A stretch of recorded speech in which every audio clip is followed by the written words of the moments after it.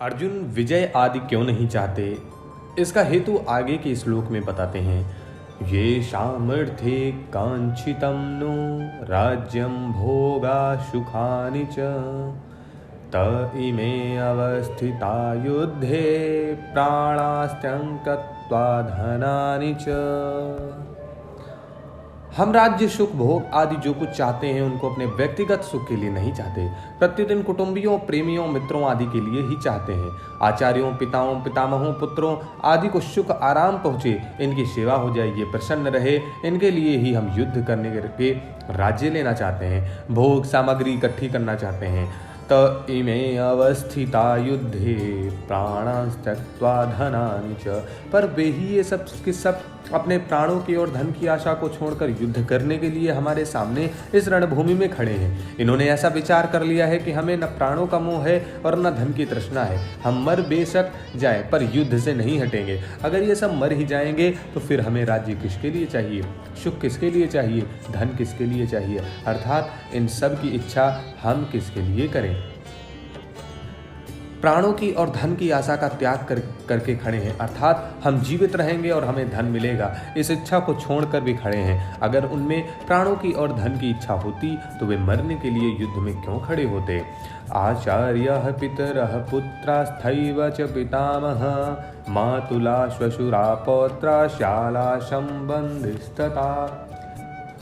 भगवान आगे 16वें अध्याय के 21वें श्लोक में कहेंगे कि काम, क्रोध और लोभ ये तीनों ही नरक के द्वार हैं। वास्तव में एक काम ही ये तीन रूप हैं। ये तीनों सांसारिक वस्तुओं, व्यक्तियों आदि को महत्व देने से पैदा होते हैं। काम अर्थात कामना की दो तरह क्रियाएं होती हैं, इष्ट प्रकार प्राप्ति और अनिष्ट की निवृत्ति। इनमें से इष्ट की प्राप्ति भी दो तरह की होती है, संग्रह करना और सुख भोगना। संग्रह की इच्छा का नाम है लोभ और सुख की इच्छा का नाम है काम।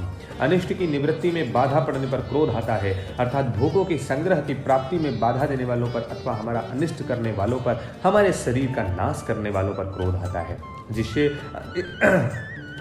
अनिष्ट करने वालों का नाश करने की क्रिया होती है। इससे सिद्ध हुआ कि युद्ध में मनुष्य की दो तरह से ही प्रवृत्ति होती है, अनिष्ट की निवृत्ति के लिए अर्थात अपने क्रोध को सफल बनाने के लिए, और इष्ट की प्राप्ति के लिए अर्थात लोभ की पूर्ति के लिए। अगर हमारी ये कुटुंबी जन अपनी अनिष्ट की निवृत्ति के लिए क्रोध में आकर मेरे पर प्रहार करके मेरा वध भी करना चाहते हैं, तो भी मैं अपनी अनिष्ट निवृत्ति के लिए क्रोध में आकर इनको मारना नहीं चाहता। अगर ये अपनी इष्ट प्राप्ति के लिए राज्य के लोभ में आकर मेरे को मारना चाहें, तो भी मैं अपनी इष्ट प्राप्ति के लिए लोभ में आकर इनको मारना नहीं चाहता। तात्पर्य यह हुआ कि क्रोध और लोभ में आकर मेरे को नरकों का दरवाजा मोल नहीं लेना। यहाँ पर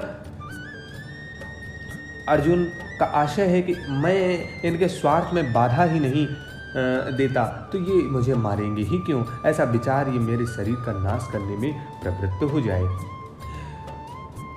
एतान्न हन्तुमिच्छामि नौतपि मधुसूदन अपि त्रैलोक्य राज्यस्य हेतुः किं नु मही कृते।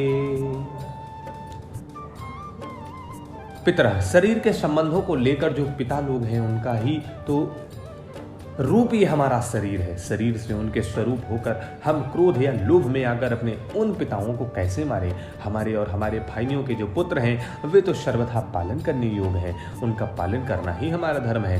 ये जितने संबंधी दिख रहे हैं और इनके अतिरिक्त जितने भी संबंधी हैं उनका पालन पोषण सेवा करनी चाहिए, कि उनको मारना चाहिए। इनको मारने से अगर हमें त्रिलोक की राज्य भी मिल जाए तो भी क्या इनको मारना उचित है? इनको मारना तो सर्वथा अनुचित है।